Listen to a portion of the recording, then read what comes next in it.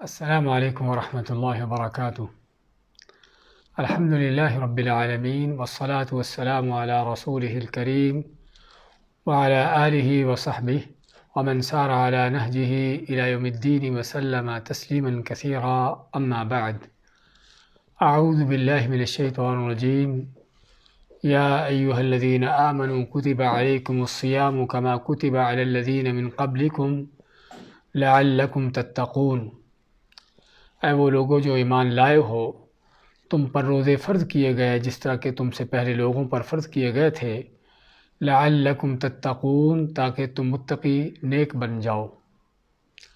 آج کے ہمارے اس پروگرام کا عنوان جو آپ دیکھا ہے، آپ نے پڑھا ہے کہ رمضان تبدیلی کا مہینہ، اور واقعی اللہ نے اس ماہ مبارک کو تبدیلی لانے کے لیے مقرر کیا ہے، اور اس میں تبدیلی لانے کے بہت بڑے انداز ہیں، بہت بڑی چیزیں ہیں کہ جو واقعی ہی تبدیلی پیدا کرتی ہیں، بشرطے کہ کوئی اپنے آپ کو تبدیل کرنے کے لیے تیار ہوتا ہو۔ تو ضرورت ہے ہم کو رمضان سے پہلے ان دنوں میں پلان کرنے کی، سوچ و فکر کرنے کی اس چیز پر کہ اللہ نے اگر زندگی میں ایک بار پھر یہ مہینہ ہم کو عطا کر دیا ہے کہ جو بہت سے لوگ اس سے محروم ہو چکے ہیں، کتنے وہ لوگ ہیں کہ جو پچھلے سال ان دنوں میں رمضان کی تیاریاں کر رہے تھے، لیکن اس سال وہ اپنے اعمال لے کر اللہ کے ہاں پہنچ چکے ہیں، جو حقیقت میں ہمارے لیے بہت بڑا لمحہ فکریہ ہے کہ ہمارے لیے بھی کیا ممکن ہے کہ ہم اس رمضان کو پا سکیں، اور اگر اس رمضان کو پا لیتے ہیں تو آئندہ سالوں میں بھی کیا یہ رمضان ہم کو ملتا رہے گا، یا کہ زندگی کا آخری رمضان ہے۔ اس حوالے سے حقیقت میں یہ ہے کہ انسان جب کسی چیز سے محروم ہو جاتا ہے، کوئی چیز اس سے چھوٹ جاتی، فوت ہو جاتی ہے، تو تب اس کو اس کی اہمیت کا اندازہ ہوتا ہے۔ دنیا سے جو چلے جاتے ہیں ان کو پتہ چلتا ہے کہ ہم دنیا میں بہت سی وہ چیزیں، بہت سے وہ اعمال کہ جس میں ہم لاپرواہی کا شکار رہے، کہ جس پر ہم توجہ نہ دے سکے، وہ کس قدر اہم تھیں، اور پھر ان کی تمنا ہوتی ہے کہ کاش کہ ہم کو کوئی چند لمحات مل جائیں، رمضان کا صرف مہینہ نہیں، رمضان کے صرف چند گھڑیاں ہم کو مل جائیں، زندگی بھر کی نمازیں نہیں، صرف کوئی 2 رکعت نماز پڑھنے کا موقع مل جائے، اور بہت بڑے اعمال نہیں بلکہ صرف اللہ کی راہ میں کوئی چھوٹے سے معمولی سا صدقہ کرنے کی فرصت مل جائے۔ لیکن دنیا سے جانے کے بعد یہ ساری فرصتیں ختم ہو جاتی ہیں، یہ سارے اعمال کا سلسلہ بند ہو جاتا ہے۔ لیکن افسوس یہ ہے کہ چلے جانے والوں کو تو حسرتیں ہیں اور تمنائیں ہیں ان کی، لیکن جن کے پاس یہ وقت موجود ہیں، جن کو یہ فرصتیں ملی ہوئی ہیں، اور جن کے پاس موقع مہیا ہے، وہ اس لاپرواہی میں ہے جس کے بارے میں اللہ تعالیٰ کا فرمان ہے، اقترب للناس حسابهم وهم فی غفلۃ معرضون، کہ لوگوں کے حساب کا وقت ان کے قریب آ چکا، جبکہ وہ اپنی لاپرواہی میں، اپنی غفلت میں جو ہے وہ اعراض کیے ہوئے، منہ پھیرے ہوئے ہیں۔ تو خیر، رمضان کے اس مہینے کو پا لینا اللہ کا بہت بڑا انعام ہے، بہت بڑی نعمت ہے، اور اس لیے سلف صالحین 6 ماہ تک اس ماہ کو، اس مہینے کو پانے کی دعائیں کیا کرتے تھے، جس طرح کہ محدثین نے اپنی کتابوں میں اس بات کا تذکرہ کیا ہے کہ علماء جو ہیں وہ 6 ماہ تک رمضان کو پانے کی اور رمضان کے مہینے کے اس کو حاصل کر لینے کی دعائیں کیا کرتے۔ صحابہ، تابعین، ائمہ کرام کے حوالے سے یہ چیزیں معروف ہیں۔ تو اس لیے بات کر رہے تھے کہ بہت بڑا اللہ کا انعام ہوتا ہے کسی بندے پر کہ اللہ تعالیٰ اگر کسی کو اس رمضان کی توفیق دے دیتا ہے، اس کو پانے کی توفیق دیتا ہے، لیکن پانی کی توفیق ملنے کے ساتھ جو سب سے بڑا عمل ہے یا سب سے بڑی اللہ کا انعام ہے وہ اس مہینے سے فائدہ اٹھانا، اس مہینے سے وہ تبدیلی لانا جو اس مہینے کا مقصد ہے۔ ویسے تو ایک مسلمان کا زندگی بھر کا وقت جو ہے وہ عمل کا وقت ہے، جس طرح کہ امام طبرانی رحمۃ اللہ علیہ نے اپنی کتاب میں اس حدیث کو نقل کیا ہے کہ نبی کریم صلی اللہ علیہ وسلم نے فرمایا افعلوا الخیر دہرکم، کہ اپنی زندگی بھر کے پورے وقت میں ہی خیر نیکی بھلائی کرتے رہو، اور یہی ایک مسلمان کا اصل وظیفہ حیات ہے، اس کی زندگی کا اصل عمل ہے۔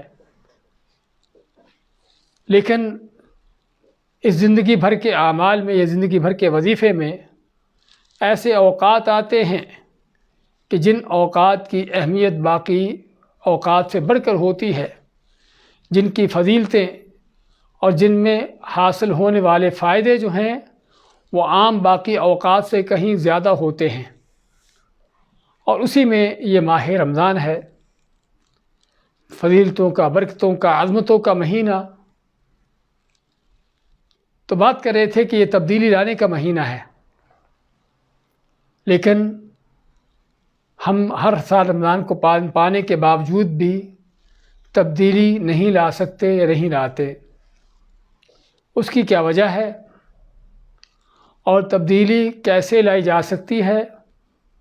ہاں، اس کے بارے میں سوچ فکر کرنے کی ضرورت ہے، اور اگر تبدیلی آتی ہے اس تبدیلی کو ہم کیسے جو ہے جاری ساری رکھ سکتے ہیں، یہ تیسرا اہم آج کے ہمارے اس درس کا عنوان ہوگا۔ تو پہلی چیز کہ تبدیلی کیوں نہیں آتی؟ رمضان کو جب اللہ نے تبدیلی کا مہینہ رکھا ہے، لعلکم تتقون، تاکہ تم نیک بن جاؤ، اس کا معنی کہ تبدیلی کا مہینہ ہے۔ اللہ تعالیٰ نے خود بھی اس رمضان کا مقصد بیان کر دیا ہے کہ تبدیلی لاتا ہے، کہ نیکی پیدا کرتا ہے، نیک بناتا ہے یہ مہینہ۔ لیکن اگر نہیں بنتے تو اس کی وجہ کیا ہے؟ اس کے پیچھے ایک نہیں بلکہ کئی وجوہات ہیں۔ سب سے پہلے تو رمضان کے مقصد کو سمجھا ہی نہیں، روزے کے مقصد کو جانا ہی نہیں۔ مسلمان ہیں، مسلمانوں کے گھر میں پیدا ہو گئے ہیں، روایتی مسلمان ہیں، اور دین بھی ہمارا روایتی ہے کہ جس پر ماں باپ کو، بڑوں کو دیکھا تھا چلتے کرتے ہوئے، وہی کرتے چلتے آ رہے ہیں۔ کبھی سوچ فکر نہیں کی کہ میں جو کر رہا ہوں اس کا مقصد کیا ہے، اس کے پیچھے مجھے کیا حاصل ہونا چاہیے، اور اس چیز کے کرنے سے کیا فائدہ ہے۔ نماز پڑھنے کو پڑھ رہے ہیں بعض لوگ، کس لیے کہ ماں باپ نے نماز پڑھی تھی، یہ بھی پڑھتے چلے آ رہے ہیں، لیکن کبھی اس نماز کے بارے میں غور نہیں کیا کہ یہ نماز مجھ کو کیا سکھاتی ہے۔ اور پھر یہی وجہ ہے کہ نماز پڑھنے کے باوجود بھی ہر طرح کے گناہ، بدکاری، بے حیائی چلتی ہے، جبکہ اللہ فرماتا ہے ان الصلاۃ تنہی عن الفحشاء والمنکر، کہ بے شک نماز روکتی ہے برائی بے حیائی سے۔ ایسے ہی حج، عمرے، صدقے، خیرات، باقی عبادات اور رمضان کے روزے بھی رکھتے ہیں، ہر سال رکھ لیتے ہیں، پورے مہینے کے روزے رکھتے ہیں بعض لوگ، اور ایک بھی نہیں چھوڑتے، اور چھوڑنا بڑا گناہ سمجھتے ہیں، اور کوئی شک نہیں گناہ بھی ہے، رکھنے بھی چاہیے۔ لیکن سال ہر سال کے رمضان گزارنے کے بعد بھی تبدیلی نہیں آتی۔ وجہ کیا ہے؟ کہ رمضان کو سمجھا ہی نہیں کہ رمضان کیوں آتا ہے، اس کا کیا پیغام ہے، اس کا مقصد کیا ہے۔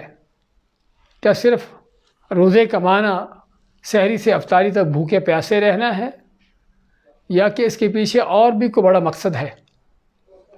ہاں، یہ وہ چیز ہے کہ جس کو ہم بعض اوقات یا بلکہ اکثر اوقات نظر انداز کرتے ہیں، اور اس کے نتیجہ میں پھر کیا ہے کہ ہمیں ان عبادت کا فائدہ نہیں ہوتا۔ تو چنانچہ رمضان تبدیلی لاتا ہے اس کے لیے کہ جو رمضان کو سمجھتا ہو، رمضان کو جانتا ہو اور رمضان کے مقصد کو پہچانتا ہو کہ روزہ کیا ہے۔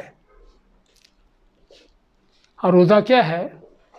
نبی کریم صلی اللہ علیہ وسلم کا فرمان ہے، اللہ تعالیٰ فرماتا ہے حدیث قدسی میں، کل عمل ابن آدم لہ الا الصوم فإنہ لی وأنا اجزی بہ۔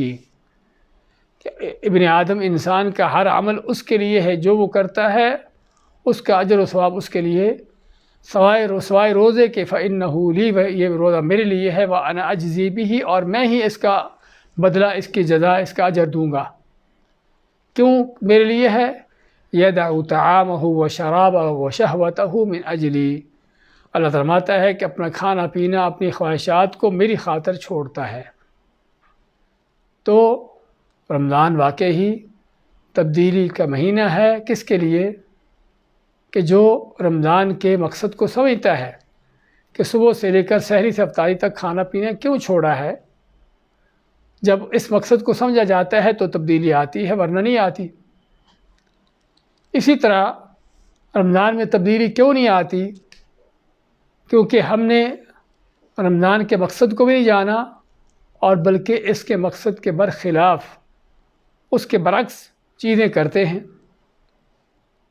اور برعکس چیزوں میں کئی چیزیں ہیں کہ روزہ جو کہ نیکی تقوی کا درس دینے آتا ہے، بجائے تقوی نیکی حاصل کرنے کے، اس کو اختیار کرنے کے، بلکہ روزہ رکھنے کے باوجود بھی اور رمضان کے مہینے میں بھی طرح طرح کے گناہ، برائیاں اور شرک و بدعات ہیں یا بدکاری، بے حیائی ہے، وہ چیزیں جاری ساری رہتی ہیں، وہ چل رہی ہوتی ہیں، جس وجہ سے کیا ہے کہ جس وجہ سے تبدیلی نہیں آتی۔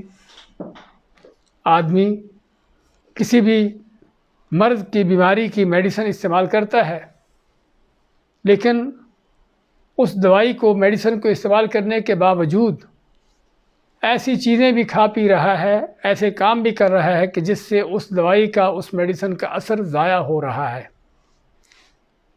اس لیے پھر تبدیلی نہیں آتی۔ روزہ تو تقوی نیکی کا سبق ہے، درس دیتا ہے، تربیت کرتا ہے، لیکن اس تربیت کو، اس درس کو ضائع کیا جا رہا ہے اس کے روزے کے مخالف چیزوں کے ساتھ، اس لیے اس میں تبدیلی نہیں آتی۔ اور رمضان سے تبدیلی اسی لیے بھی نہیں آتی کہ بعض لوگوں نے رمضان کے نہ کہ معنی کو سمجھا، نہ مفہوم کو جانا، بلکہ اس کے برعکس رمضان کے الٹ معنی لیے، چاہے جائے کہ رمضان کے روزے کے لمحات کو بڑھ چڑھ کر عبادت میں، نیکی میں گزارا جائے تاکہ روزے کی تربیت حاصل ہو، اس کے بجائے پورا دن سو کر گزار دیا، یا ناجائز فالتو چیزوں کے اندر اس کو ضائع کر دیا۔ اور اسی طرح روزہ انسان کو بھوکا پیاسا رکھ کر اس کے اندر تبدیلی لاتا ہے کہ آدمی کو سبق دیتا ہے برداشت کرنے کا، صبر کرنے کا، اور کھانا پینا کچھ وقت کے لیے چھوڑ کر جو ہے شیطان کی گردش دوڑ کو کمزور کرنے کا۔ لیکن ہم کیا کرتے ہیں؟ تبدیلی کیوں نہیں آتی؟ ہم اس مقصد کو فوت کر دیتے ہیں، ضائع کر دیتے ہیں جیسے ہی افطاری ہوتی ہے، کہ پورے دن کی کثر جو ہے کھانے پینے کی، بلکہ اس سے بڑھ کر وہ افطاری پر نکال دیتے ہیں، رات کے وقت نکال دیتے ہیں، اور پھر روزے کا مقصد حاصل نہیں ہوتا۔ تو بات کر رہے تھے کہ طرح طرح کی ایسی چیزیں ہیں، بلکہ اس سے آگے مزید اگر بڑھا جائے تو دیکھا جائے اور وسیع نظر سے، تو بعض لوگوں کے ہاں روزہ، رمضان کا مہینہ جو ہے روزے کے لیے نہیں بلکہ کسی اور مقاصد کے لیے ہے، اور ان مقاصد میں سے مختلف طرح کے مقاصد ہیں کہ کسی کا مقصد کیا ہے کہ روزہ بزنس کا، رمضان بزنس کا مہینہ ہے، لوگوں کو کھانے پینے کی، افطاری کی، سحری کی اور مختلف طرح کے لوازمات ان کو زیادہ مہیا کرنا، اپنی مارکیٹوں بازاروں کو خوب سجانا، خوب بھرنا، رمضان کے لیے خاص طور پر بعض لوگوں کے یہاں رمضان کا مفہوم یہ ہے، تو ایسے لوگوں کی رمضان کی میں تبدیلی آتی ہے، کس طرف تبدیلی آتی ہے؟ اپنی مادہ پرستی میں، مال کمانے میں، اور کچھ لوگوں کی اسی کاروبار بزنس کے حوالے سے ہی ایسی چیزوں کو بھی، چلو کھانے پینے کا تو انسان کی ایک ضرورت ہے، اگرچہ رمضان میں اس ضرورت کو معقول حد تک رکھنا چاہیے، لیکن اس کے ساتھ ساتھ بات وہ بھی کہ جو رمضان کے نہ کہ صرف مقصد کے ساتھ چلتے ہیں بلکہ اس کے برعکس خود بھی رمضان کے مقدس مبارک لمحات کو برباد کرتے ہیں اور لوگوں کو بھی برباد کرنے کے راستے دکھاتے ہیں۔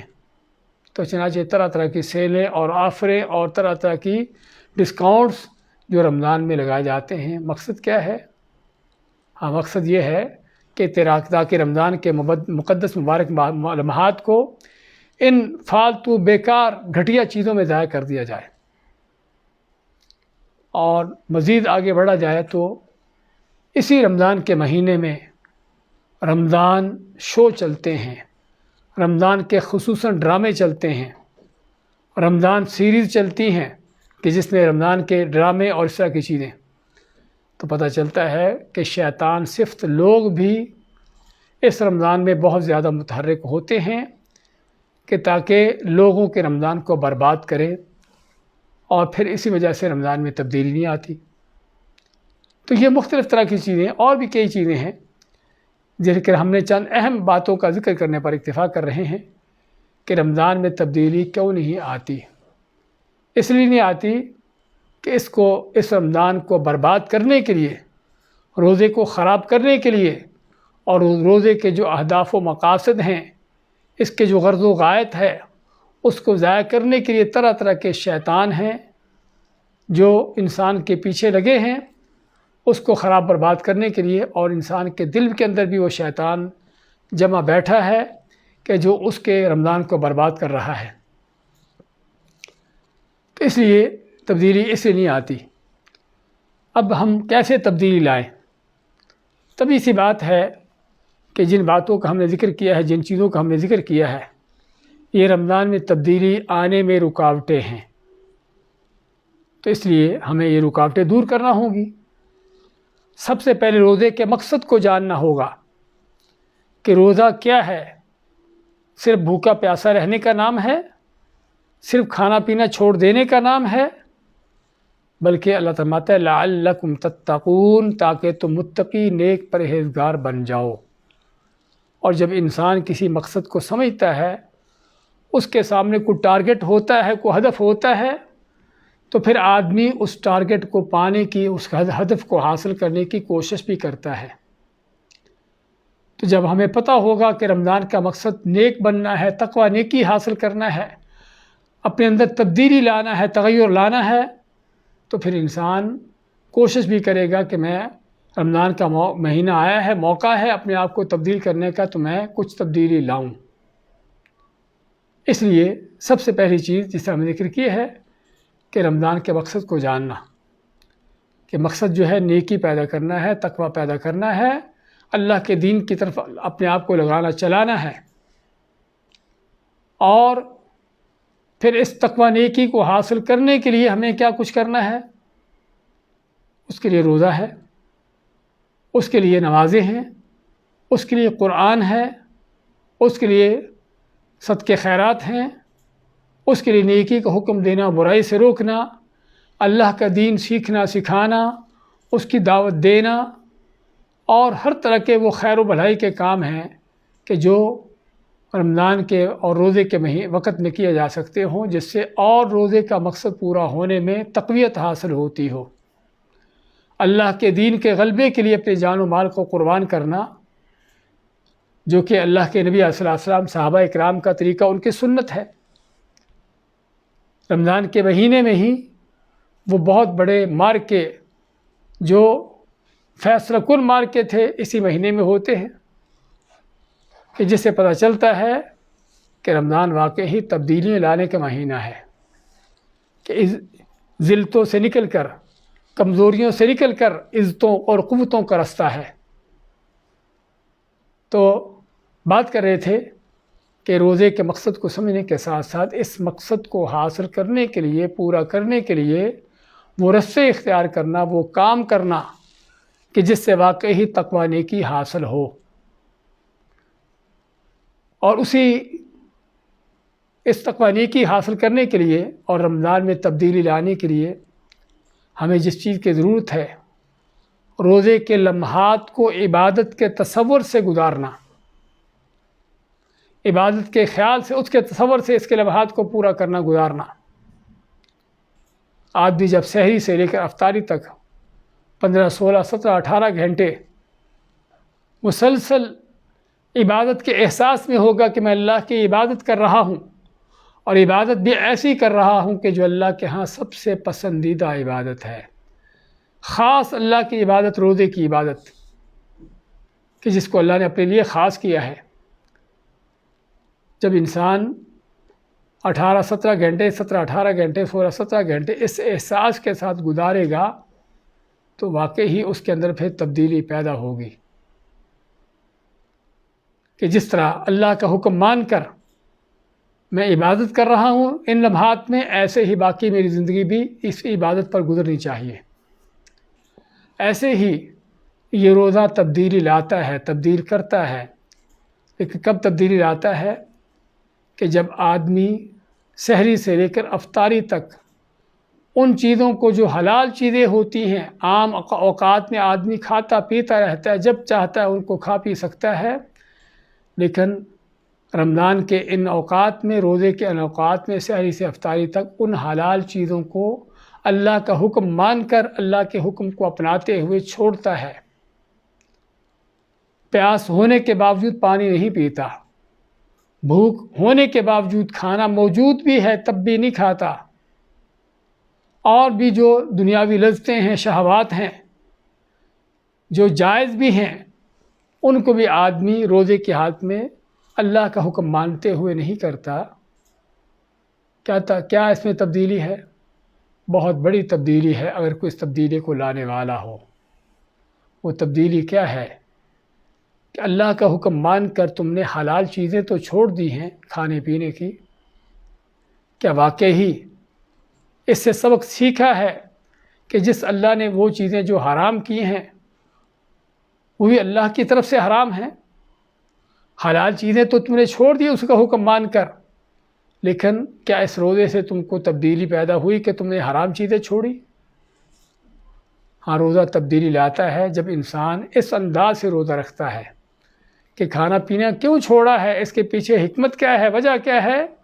کہ اللہ تعالیٰ میری تربیت کرنا چاہتا ہے کہ میں ضرورت ہونے کے باوجود بھی اور چیزیں مہیا ہونے کے باوجود بھی صرف اور صرف اللہ کا حکم مانتے ہوئے اس چیز کو چھوڑ دیتا ہوں، استعمال نہیں کرتا جو اصل میں حلال بھی تھی، تو اس کا معنی جو حرام ہے تو پھر تو اور بھی زیادہ اس سے دور ہونے کی ضرورت ہے۔ اور اس میں یہ بھی تربیت ہے بہت بڑی۔ کس بات کی تربیت ہے؟ کہ بعض اوقات آدمی کہتا ہے کہ یہ چیز میں نہیں کر سکتا، میرے بس کی بات نہیں ہے، کوشش کرتا ہوں کرنے کی، لیکن ہوتی نہیں ہے۔ ہاں، روزہ ہم کو یہ بھی بتاتا، سکھاتا ہے کہ تم یہ بھی کر سکتے ہو۔ ہاں، اللہ کا حکم مان کر کھانا پینا چھوڑا کہ نہیں چھوڑا؟ عام حالات میں اگر کوئی آدمی پیاسا ہو، اس کو کہا جائے ابھی تم نے 5 گھنٹے تک پانی نہیں پینا، تو کیا وہ 5 گھنٹے بیٹھا رہے گا، صبر کرے گا؟ نہیں کرے گا۔ لیکن رمضان 5 تو کیا 10، 12 گھنٹے تک آدمی بعض اوقات گرمی کے اوقات میں صبح سے ہی اس کو پیاس لگنا شروع ہو جاتی ہے، صبح 7، 8 بجے، 8، 9، 10 سے اس کو پیاس لگنا شروع ہو جاتی ہے، ابھی افطاری میں اس کے 8، 10 گھنٹے باقی ہیں، لیکن پھر بھی وہ ان 8، 10 گھنٹوں میں برداشت کرتا ہے، نہیں پیتا پانی کو، باوجود اس کو پیاس ہونے کے۔ اس سے کیا تبدیلی آئی؟ روزہ تبدیلی لاتا ہے کہ اس بات کا سبق دیتا ہے کہ تم وہ کام جو سمجھتے ہو کہ میں نہیں کر سکتا، کر سکتے ہو، جو تم سمجھتے ہو کہ یہ چیز میرے بس کی بات نہیں، تمہارے بس کی بات ہے، تم کر سکتے ہو، صرف ضرورت ہے عزم و ہمت کی، کہ جو ہم اختیار نہیں کرتے، جس کو ہم لیتے نہیں ہیں۔ اور پھر یہ روزہ تبدیلی پیدا کرتا ہے، تبدیلی لاتا ہے۔ جب ہم سحری کرتے کرتے اچانک اذان ہوتی ہے، پتہ چلتا ہے کہ سحری کا وقت ختم ہو گیا اور کھانے پینے کی ضرورت ابھی باقی محسوس ہوتی ہے، لیکن وہاں پر کھانا چھوڑ دیتے ہیں۔ کس لیے؟ کیونکہ اذان ہونے کا معنی، فجر طلوع ہونے کا معنی کھانا پینا بند کر دینا ہے۔ اللہ نے حکم دے دیا بند کرنے کا، اب بند کرنا ہے۔ شام کے وقت، افطاری کے وقت، جب کہ شدت کی بھوک پیاس لگی ہوتی ہے، اللہ کی طرح طرح کی نعمتیں سامنے سجی ہوتی ہیں، لیکن پھر بھی ان نعمتوں کی طرف ہاتھ نہیں اٹھتا، نہ کھانے کے لیے نہ پینے کے لیے، حالانکہ چیزیں سامنے ہیں اور موجود ہیں، اور پھر بھی ہاتھ نہیں اٹھ رہا کھانے پینے کے لیے۔ کس لیے؟ کہ ابھی تک اللہ کی طرف سے اجازت نہیں ہے، ابھی تک اللہ کی طرف سے اجازت نہیں ہے اس کے کھانے پینے کی۔ کس لیے اجازت نہیں؟ کہ ابھی تک اذان نہیں ہوئی مغرب کی، ابھی وہ وقت نہیں ہوا کہ جب ہم ان کو کھانا پینا شروع کریں۔ تبدیلی آتا ہے روزہ، کس بات کی؟ اس بات کی کہ مسلمان ہر لمحے اللہ کے حکم کے ساتھ چلتا ہے۔ اللہ نے کھاتے پیتے حکم دے دیا چھوڑنے کا، چھوڑ دیا۔ اب جو ہے کھانا پینا سامنے پڑا ہے، ابھی تک اللہ کی طرف سے اجازت نہیں ہوئی، اللہ کی اجازت کا انتظار کر رہے ہیں۔ یقین کریں، اگر کبھی ہم ان معنی پر غور کر لیں تو کتنی ہی عظیم چیزیں ہیں، کتنے ہی عظیم معنی ہیں کہ جو ہمیں اللہ کی اطاعت پر، نبی کریم صلی اللہ علیہ وسلم کی سنت پر ہماری تربیت کر رہی ہیں، کہ اللہ کا حکم مانتے ہوئے صرف ایک اذان کے لفظ سے کھانا تو چھوڑ دیتے ہیں، لیکن اسی اللہ نے طرح طرح کے اور بھی کئی چیزوں کو چھوڑنے کا حکم دیا۔ کیا وہ چھوڑی ہیں؟ ہاں، یہ سحری کرنے والا جو اذان کا پہلا لفظ سنتے ہی، اللہ اکبر کا لفظ سنتے ہی کھانا پینا چھوڑ دیتا ہے، ممکن ہے کہ سود کا کاروبار کر رہا ہو، ممکن ہے کہ حرام کے کوئی اس کے کاروبار بزنس ہوتے ہوں، لیکن وہ نہ چھوٹتے ہوں۔ سامنے کھانا پینا پڑا ہے، افطاری کے وقت میں، شام کے اذان کے ہونے کا انتظار ہے، اللہ کی اجازت کا انتظار کر رہے ہیں کہ اللہ تو اجازت دے گا تو تب یہ پانی پیوں گا، تب یہ کھانا کھاؤں گا، اگرچہ بھوک پیاس لگی ہے لیکن کھاؤں گا نہیں۔ وہاں تو اللہ کی اجازت کا انتظار ہے، لیکن اللہ نے اور کتنی چیزیں ہیں کہ جن سے روکا ہوا ہے کہ ان کو استعمال نہیں کرنا، ان کو نہیں کھانا، ایسے کام نہیں کرنے۔ وہاں اللہ کی اجازت کا انتظار نہیں ہوتا، پتہ بھی ہے کہ اللہ کی اجازت نہیں ہوگی۔ یہاں پر تو اجازت کا انتظار ہے نا، واقعی اللہ کی اجازت ملنے والی ہے۔ وہاں پر دو ٹوک پتہ ہے کہ اللہ کی طرف سے اس کی اجازت نہیں ملے گی۔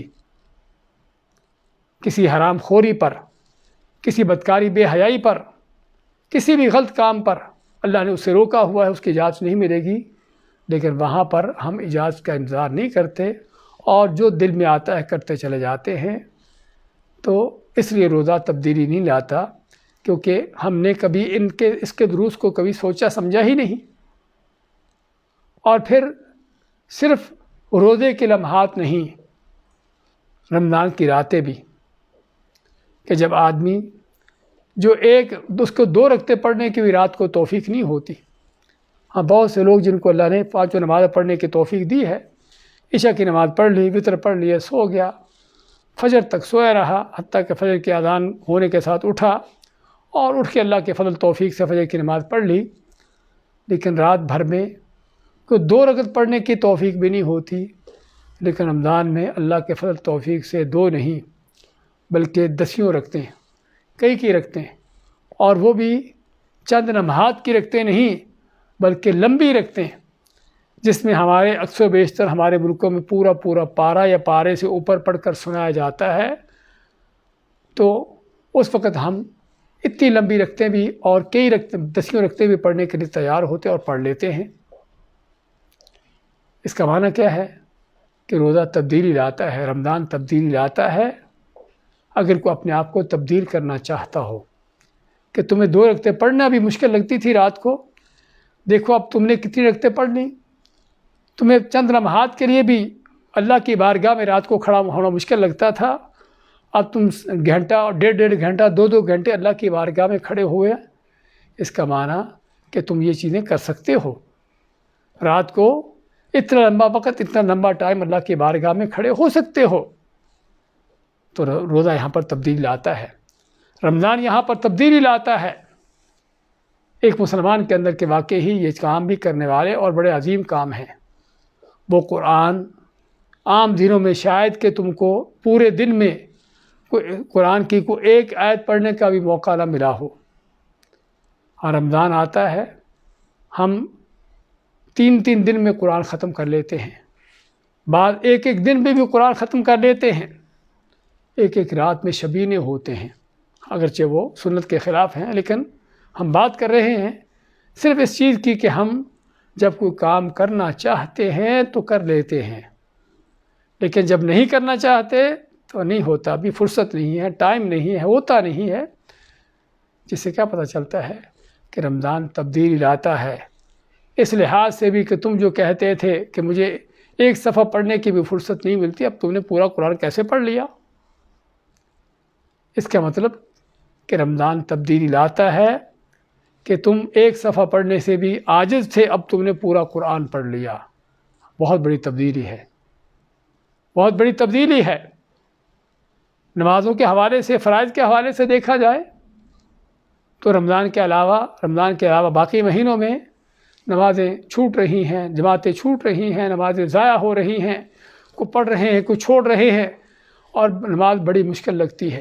کام کو چھوڑنا، نیند سے اٹھنا، طرح طرح کے جو زندگی کے معاملات ہیں ان کو چھوڑ کر نماز نماز کے لیے کھڑے ہونا بڑا مشکل لگتا تھا.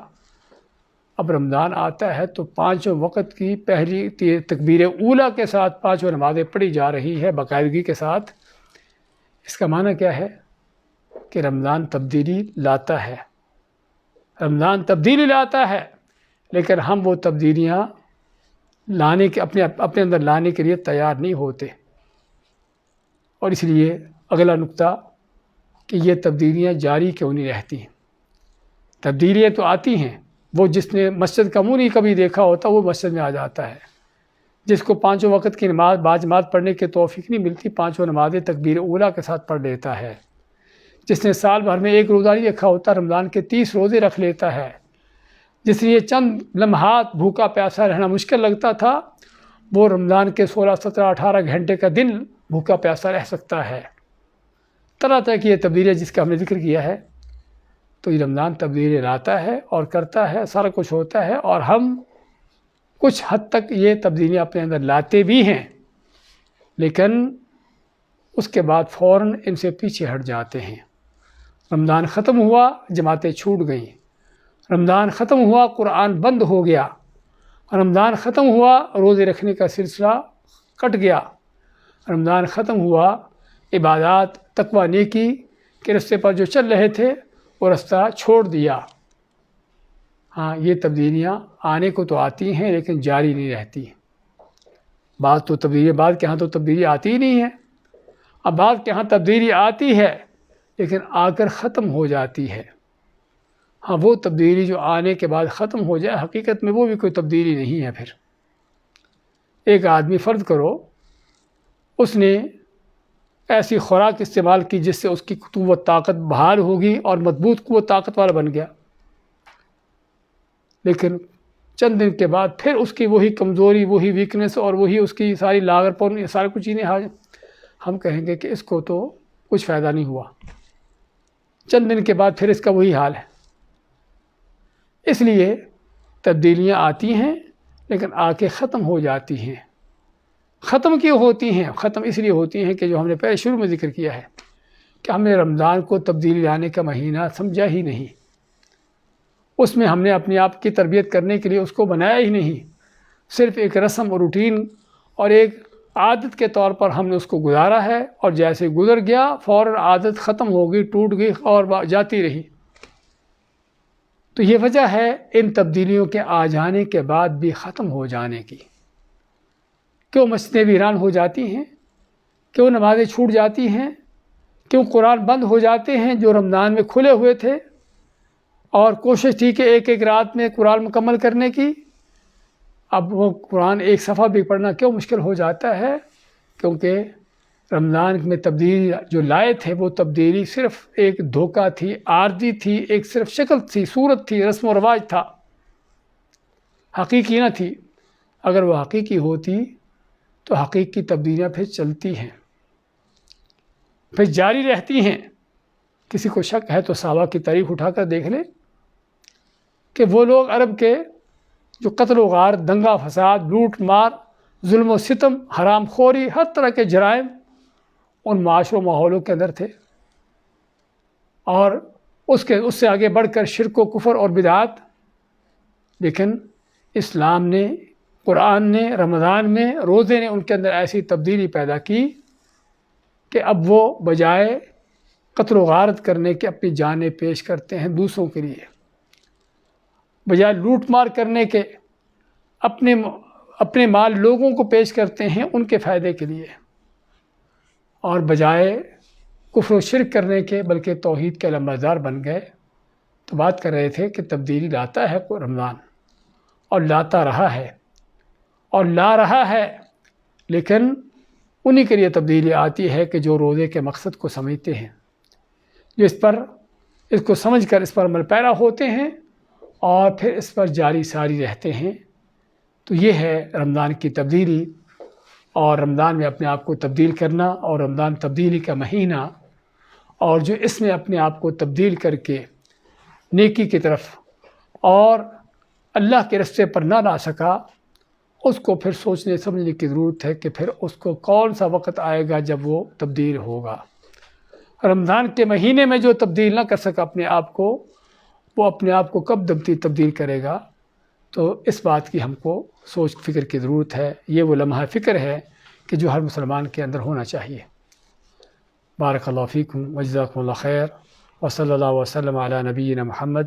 اللہ تعالی ہمیں اس آنے والے رمضان کو واقعی ہی اپنے اندر تبدیلی لا کر اللہ کے دین پر، نیکی تقوی پر، ان چیزوں پر اپنے آپ کو چلانے کی توفیق عطا فرمائے۔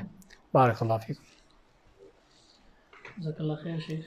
شیخ ساتھیوں کی طرف سے کچھ سوالات آئے ہیں تو ہم انشاءاللہ آپ کے سامنے رکھتے ہیں۔ شیخ پہلا سوال یہ آیا ہے، کہتے ہیں کہ شیخ محترم کیا روزے کی حالت میں کورونا کی ویکسین ہم لگوا سکتے ہیں؟ کیا یہ ٹھیک ہے؟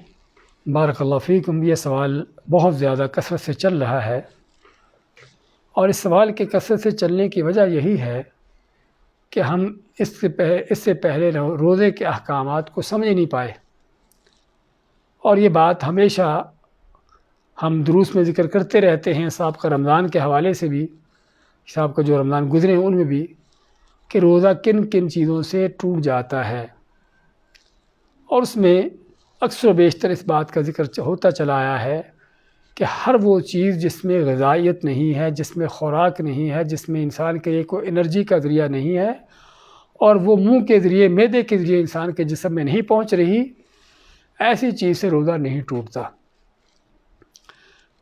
آدمی جو میڈیسن لیتا ہے، انجیکشن جو استعمال کرتا ہے، دو طرح کے ہوتے ہیں۔ ایک وہ ہیں کہ جو خوراک کے طور پر انرجی کے لیے ان چیزوں کے لیے استعمال کیے جاتے ہیں، جس طرح کہ گلوکوز کے انجیکشن ہو، اس طرح کے ڈرپس وغیرہ ہوں، تو یہ ان کا حکم وہی ہے جو کھانے پینے کا حکم ہے، کہ آدمی ان کو ناک کے ذریعے لے لے، منہ کے ذریعے لے لے، ان کو انجیکشن کے ذریعے لے لے، ڈرپ کے انداز سے لے لے، کسی طرح بھی لے لے، یہ وہی ہے جو کھانا پینا ہے، اور ان کا حکم وہی ہے جو کھانے پینے کا حکم ہے۔ لیکن دوسری دوائیاں کہ جن کا کھانے پینے سے کوئی تعلق نہیں ہے، نہ اس سے انرجی حاصل ہوتی ہے، نہ اسے طاقت قوت ملتی ہے، نہ کوئی غذائیت حاصل ہوتی ہے، لیکن صرف اور کسی تکلیف کو دور کرنے کے لیے، کسی وائرس سے بچنے کے لیے، کسی اور اس طرح کی اپنی علاج معالجے کے طور پر جو چیز کی جاتی ہے، اور وہ جس طرح ہم نے بتایا ہے کہ گلے کے ذریعے، ناک کے ذریعے اور معدے میں نہیں پہنچتی، تو وہ چیز جو ہے کرنا جائز ہے۔ جس طرح کہ عام کو انجیکشن لیتے ہیں کسی بیماری کا، اسی طرح ہی کرونا کی ویکسینیشن ہے، تو یہ بھی لی جا سکتی ہے، اس کا روزے کے اوپر کوئی اثر نہیں ہے۔ بارک اللہ فیک شیخ۔ شیخ اگلا سوال ہے کہ شیخ محترم یہ تو ہمیں واضح ہو گیا ہے کہ جو ہمارے ہاتھ میں گلاس ہو اگر اس میں پانی ہو تو ہم اس کو پی سکتے ہیں، جی لیکن اگر فجر کی اذان شروع ہو چکی ہو تو کیا اس وقت ہم گلاس میں پانی یا دودھ ڈال کر اس کو پی سکتے ہیں؟ جی ہاں، بہت اچھا سوال ہے اور بالکل اس بات کو سمجھنے کی ضرورت ہے ہمیں، کیونکہ اس میں اس طرح کی چیزوں میں بہت سے لوگ جو ہے افراط و تفریط کا شکار ہے۔ افراط و تفریط کا معنی کہ بعض لوگ تو ابھی اذان ہونے سے فجر کا وقت طلوع ہونے میں ابھی وقت باقی ہے، پہلے ہی وہ کھانا پینا چھوڑ کر دور ہٹ جاتے ہیں۔ مجھے یاد ہے کافی عرصہ پہلے میرے پاس ایک پی ایچ ڈی کا میرا دوست تھا، سوڈان کا، صومال کا، وہ میرے پاس آیا مہمان کے طور پر، تو سحری میں نے پیش کی، تقریباً ابھی اذان میں کوئی آدھے گھنٹے کے قریب باقی تھا، تو بڑا پریشان ہوا کہ آپ نے سحری بہت لیٹ کر دی ہے۔ میں نے کہا ابھی آدھا گھنٹہ باقی ہے ابھی، کہتے نہیں سحری جلدی کر کے آدمی ختم کر لے، کچھ پتہ نہیں کہ یعنی کہ فجر طلوع ہو جائے۔ میں نے کہا پتہ ہے کہ فلاں ٹائم پہ فجر طلوع ہوگی، حالانکہ وہ طالب علم تھا، لیکن یہ بعض اوقات ایسی چیزیں ہیں کہ جو ماحول معاشرے سے اور ایک طرح کی ذہنیت جو بنی ہوتی ہے اس سے تعلق رکھتی ہیں۔ تو خیر کہنے کا مقصد ایک طرف یہ افراط ہے، سختی ہے کہ سحری وقت سے ہی بہت پہلے کھانا پینا چھوڑ کر بیٹھ جانا کہ شاید ابھی اذان کا وقت قریب ہو رہا ہے تو اب کھانا پینا نہیں ہے، اور یہ غلط ہے۔ اللہ کے نبی صلی اللہ علیہ وسلم کی سنت ہے سحری کو تاخیر سے کرنا، اور آپ نے اس کا حکم بھی دیا ہے۔ اور اس کے مقابلے میں دوسری طرف تفریط ہے، لاپرواہی ہے۔ لاپرواہی کیا ہے کہ پتہ ہے کہ اذان ہو چکی ہے اور اذان ہو رہی ہے، اور پھر بھی کھانا پینا مسلسل جاری ہے۔ اس حوالے سے جواب یہ ہے کہ اگر تو اذان فجر طلوع ہونے کے بعد شروع ہوتی ہے تو پھر تو اصل یہ ہے کہ اذان ہونے کے ساتھ ہی آدمی اپنا کھانا پینا بند کر دے، ہاں سوائے اس حد تک جس کی اجازت ملی ہے۔ رسول کریم صلی اللہ علیہ وسلم کا فرمان ہے کہ اگر تم میں سے کوئی سحری کر رہا ہو اور اذان ہو جائے تو اپنے گلاس کو، اپنے برتن کو اس وقت تک نہ رکھے جب تک اس سے اپنی حاجت پوری نہ کر لے۔ یعنی گلاس میں پانی ہے، ہاتھ میں پکڑا ہوا ہے، پینے کے لیے پی سکتے ہیں، مشکل نہیں ہے۔ کھانے کا لقمہ اٹھایا ہوا ہے، کھا سکتے ہیں، مشکل نہیں ہے۔ لیکن پتہ ہے کہ اذان فجر طلوع ہونے کے بعد ہو رہی ہے اور پھر بھی کھانا پینا جاری ہے، ایک لقمے کے بعد دوسرا، دوسرے کے بعد تیسرا، بلکہ پوری سحری ہی ممکن ہے کہ اذان ہونے کے بعد ہی مکمل کی جائے۔ کھانے پینے کے باقی معاملات بھی اذان ہونے کے بعد ہی مکمل کیے جائیں، اور یہ کوئی شک نہیں کہ بہت بڑی لاپرواہی ہے۔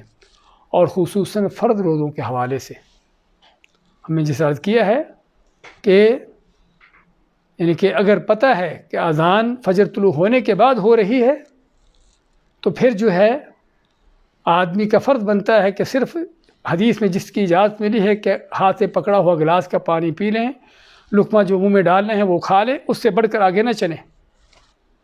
لیکن اگر بعض اوقات اذان کا پتہ نہیں ہوتا کہ اذان اینڈ ٹائم پہ ہو رہی ہے، پہلے ہو رہی ہے، کیونکہ بعض جگہوں پر اذان وقت سے پہلے بھی ہو جاتی ہے، 2 4 5 منٹ یا اس سے زیادہ ٹائم پہلے بھی ہو سکتی ہے، اور ہوتی بھی ہے بعض اوقات۔ تو اگر پتہ ہے کہ یہ اذان ابھی وقت نہیں ہوا، پہلے سے شروع کر دی گئی ہے، تو پھر کوئی مشکل نہیں، آپ کھاتے پیتے رہیں جب تک آپ کو پتہ نہ چل جائے کہ واقعی اپنے فجر طلوع ہونے کا وقت ہو چکا ہے۔ جب تک آپ کو پتہ نہ چل جائے کہ واقعی فجر طلوع ہونے کا وقت ہو چکا ہے، کیلنڈر کے ذریعے سے ہو، آپ کے موبائل کے کسی بھی چیز کے ذریعے سے، تو اس وقت پھر آپ اذان کو نہیں دیکھیں گے۔ جو اذان وقت سے پہلے ہو رہی ہے اس کا اعتبار نہیں کیا جائے گا، اعتبار اصل وقت کا ہے، کیونکہ اللہ تعالیٰ کیا فرماتا ہے کہ کھاؤ پیو حتی یتبین لکم الخیط الابیض من الخیط الاسود من الفجر۔ کب تک کھاؤ پیو؟ کہ جب تک جو ہے تمہارے لیے رات کی سیاہ دھاری دن صبح کی سفید دھاری سے واضح ہو جاتی فجر کے وقت۔ تو اس لیے اصل جو اعتبار ہے فجر طلوع ہونے کا ہے، نہ کہ صرف اذان کا ہے۔ لیکن چونکہ اذان ایک علامت ہے کہ فجر طلوع ہونے کی، اور ہر آدمی کے لیے ممکن تو نہیں ہوتا کہ باہر نکل کر دیکھے کسی کھلی جگہ پر کھڑے ہو کر کہ فجر طلوع ہوئی یا نہیں ہوئی، تو اس لیے اگر یہ بات ہے تو پھر ہمیں اذان کا اعتبار کرنا ہوتا ہے۔ لیکن اگر پتہ ہے کہ مؤذن اذان وقت سے پہلے شروع کر دیتا ہے تو پھر کوئی مشکل نہیں، کھاتے پیتے رہیں۔ لیکن اگر پتہ ہے کہ اذان فجر طلوع ہونے کے بعد ہی شروع ہوتی ہے تو پھر آپ کو حق نہیں کہ سنت سے آپ کو جو اجازت ملی اس سے بڑھ کر کھائیں پئیں۔ بارک اللہ فیک شیخ۔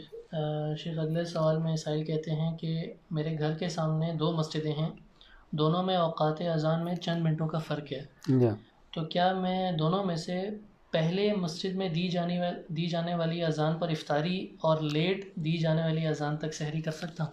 ماشاءاللہ، یہ ہے تتبع الرخص۔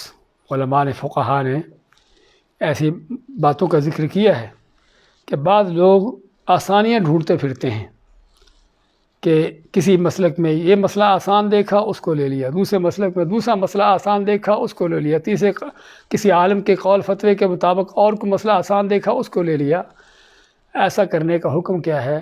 علماء کہتے ہیں من تتبع الرخص فقد تزندق، کہ جو آدمی آسان چیزوں کو ڈھونڈتا پھرتا ہے کہ آسان فتویٰ کہاں سے ملے گا اور آسان بات کس مسلک سے ملے گی، وہ لے لی، علماء کیا کہتے ہیں کہ ایسا آدمی بے دین ہو جاتا ہے۔ حقیقت میں مسلمان کو چاہیے کہ امانت داری سے کام لے، ہر چیز کے اندر، اللہ کے دین کے اندر سب سے بڑھ کے اس امانت داری کی ضرورت ہے۔ تو اس لیے یہ نہیں کہ سحری کرتے ہوئے تو دیکھیں کہ لیٹ کون اذان دیتا ہے اور افطاری کرتے ہوئے دیکھیں کہ کس کی اذان جلدی ہوتی ہے، بات یہ نہیں ہے۔ اصل بات جو ابھی ہم نے پچھلے سوال میں ذکر کی ہے وہ کیا ہے کہ اصل بات وقت کی ہے۔ اگر پتہ چل جاتا ہے کہ اذان فجر طلوع ہونے کے بعد ہو رہی ہے تو پھر اس اذان کے بعد کھانے پینے کی ضرورت اجازت نہیں ہے۔ اگر پتہ ہے کہ یہ اذان عین سورج غروب ہونے کے ساتھ شروع ہوتی ہے تو پھر اسی اذان کے ساتھ افطاری کرنا چاہیے۔ بعض اوقات کیا ہوتا ہے کہ کسی مؤذن کی گھڑی آگے ہے اور آپ کو پتہ ہے کہ ابھی ٹائم نہیں ہوا، ابھی 2 منٹ یا 3 منٹ باقی ہیں افطاری ہونے میں مغرب کے اذان میں، لیکن مؤذن کی گھڑی آگے تھی، مسجد کی گھڑی آگے تھی، فرض کرو، اور مؤذن نے 2 یا 3 منٹ پہلے یہ اذان شروع کر دی غلط فہمی کی وجہ سے، یہ نہیں کہ جان بوجھ کر کرے تو ویسے ہی اذان کا اس کو اس وقت اذان کہنا ناجائز ہے، لیکن اس نے غلط فہمی سے 2-3 منٹ پہلے یا 5 منٹ پہلے اذان شروع کر دی اور آپ کو پتہ ہے کہ اذان وقت سے پہلے ہو رہی ہے، تو آپ کو اجازت نہیں کہ ایسے اذان ایسے مؤذن کے ساتھ افطاری کریں۔ اور اس لیے ہم نے دوبارہ پھر سے دہراتے ہیں کہ اصل جو اعتبار ہے وہ وقت کا ہے، فجر کے طلوع ہونے کا اور سورج کے غروب ہونے کا۔ فجر کے طلوع ہونے کا اعتبار ہے سحری کے ساتھ اور سورج کے غروب ہونے کا اعتبار ہے افطاری کے ساتھ۔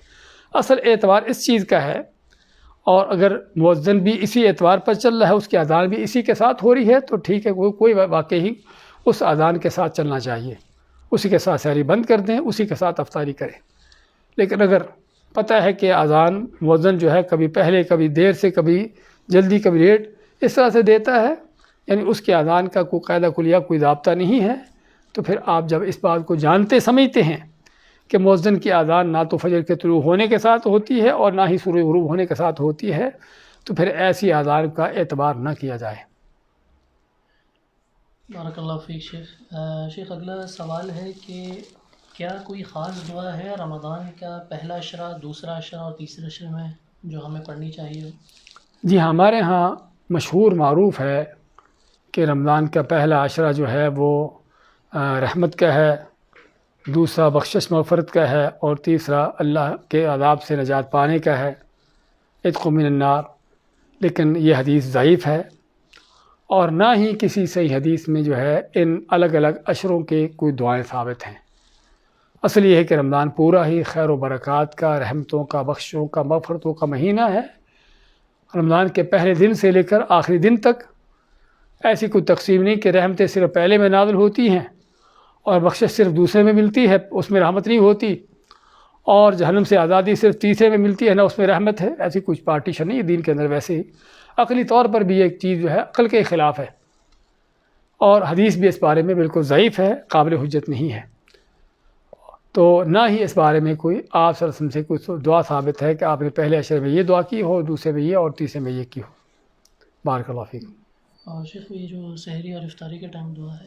ہاں جی، سحری اور افطاری کے ٹائم دعا، سحری کی دعا کیا ہے؟ جو ہمارے یہاں چلتی ہے وہ بھی صوم غد نویت من شہر رمضان کر کے، یہ دعا ہے یا نیت ہے؟ نیت کی دعا لوگ، ہاں یہ نیت ہے، یہ دعا لوگ نیت کے طور پر کہتے ہیں۔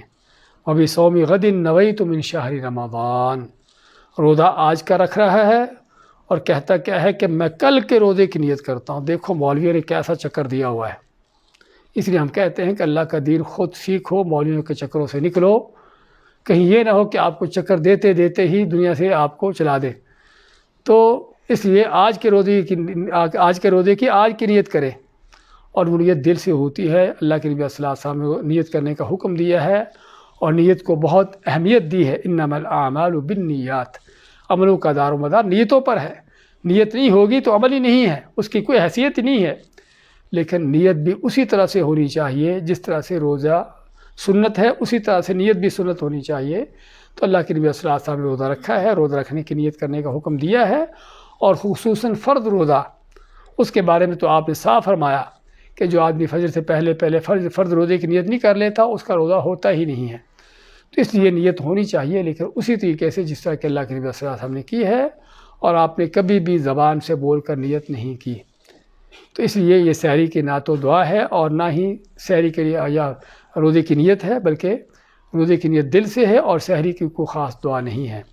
افطاری کے حوالے سے بھی ہمارے ہاں بعض دعائیں رائج ہیں کہ جو احادیث کے اعتبار سے، حدیث کے فن کے اعتبار سے ثابت نہیں ہیں.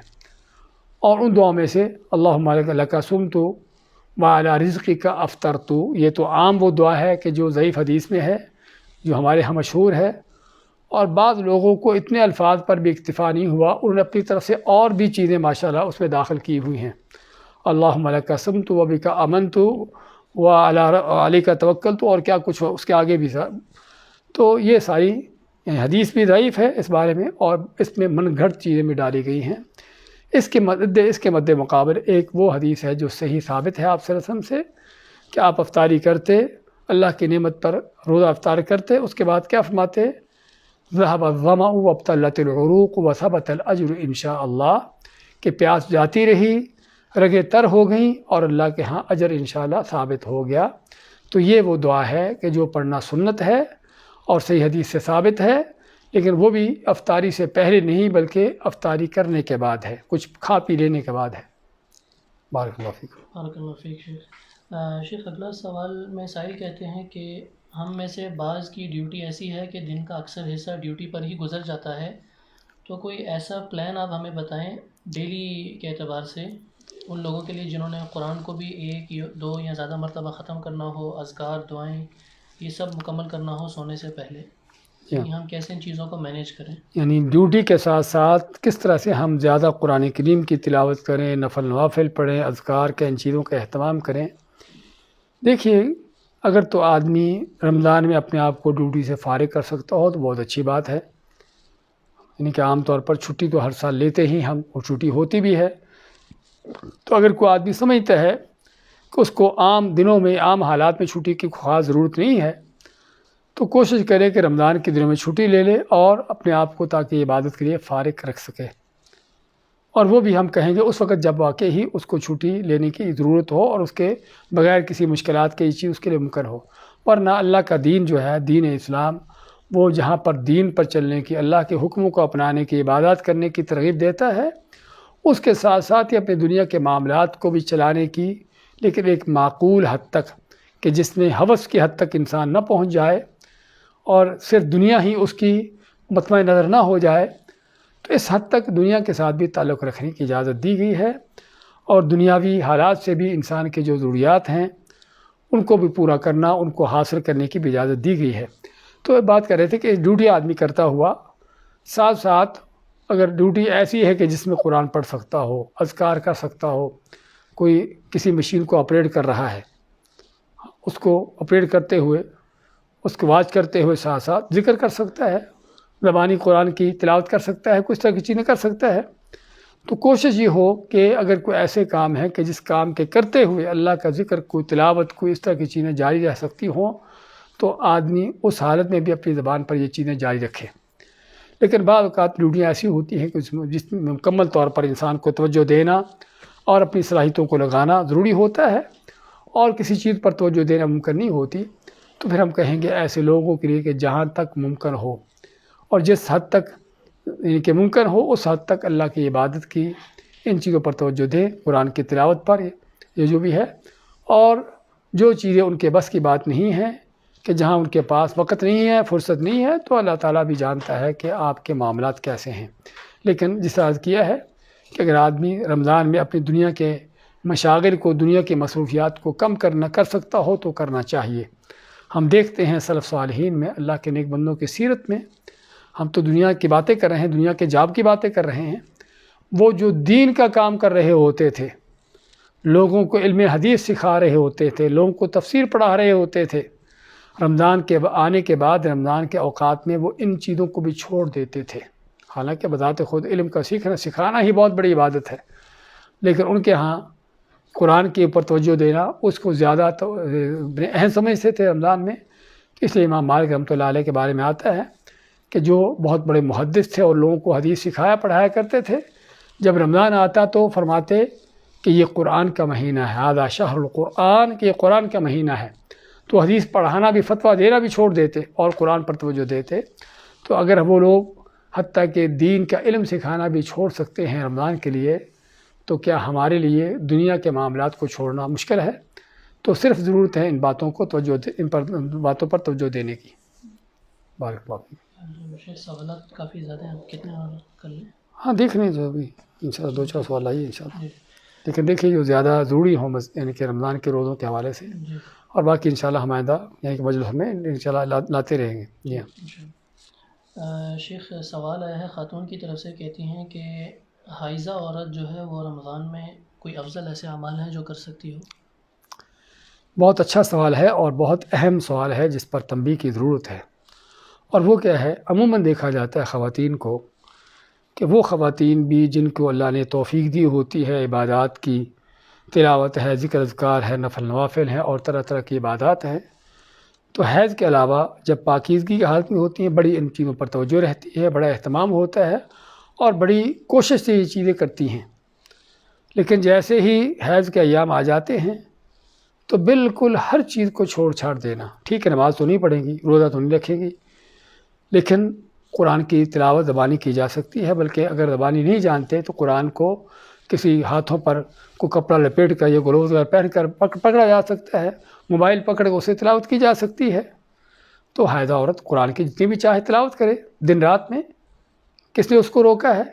اللہ کے ذکر اذکار ہیں کہ جو جتنے بھی کیے جا سکتے ہوں کرنے چاہیے، اور بھی کوئی عبادات ہیں، صدقے خیرات کی، نیکی کا حکم دینا، برائی سے روکنا، لوگوں کو دین کا علم سکھانا، خود سیکھنا، طرح طرح کی وہ نیکی کے اعمال ہیں کہ اگر حائضہ عورت کو صرف 2 طرح کی یا 3 طرح کی عبادتوں سے روکا گیا ہے، ایک نماز ہے، دوسرا روزہ ہے، اور تیسرا بیت اللہ کا طواف ہے، باقی عبادت کے لحاظ سے کوئی ایسی چیز نہیں کہ جس سے حائضہ عورت کو روکا گیا ہو۔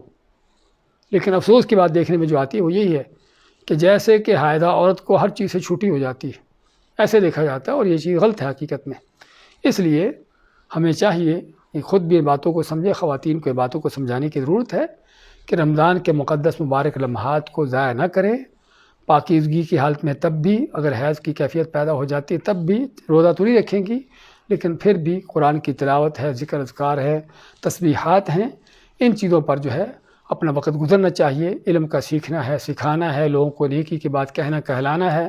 آج کل سوشل میڈیا کا دور ہے کہ جس میں شیطان بڑھ چڑھ کر اپنی شیطانیت پھیلا رہے ہیں، تو ضرورت ہے ہم کو بھی ان وسائل سے، ان سوشل میڈیا کے ذرائع سے جو ہے بھرپور فائدہ اٹھانے کی، حق کو پھیلانے میں، سچ کو پھیلانے میں، لوگوں کو ہدایت کے رستوں پر لگانے میں۔ اور سوشل میڈیا کے حوالے سے بات اگر آئی ہے تو میں کہنا چاہوں گا کہ جس طرح چھری ہے، اس کے 2 بڑے فنکشن ہوتے ہیں کہ چاہیں تو اس سے آپ سبزی پھل کاٹیں، گوشت کاٹ کر اپنے لیے ایک مفید چیز مہیا کر لیں، اور چاہیں تو اسی چھری سے کسی کا گلا کاٹ دیں، سمجھے نا؟ مختلف طرح کے اس سے جرم بھی ہو سکتے ہیں اور اچھے سے اچھے کام بھی ہو سکتے ہیں۔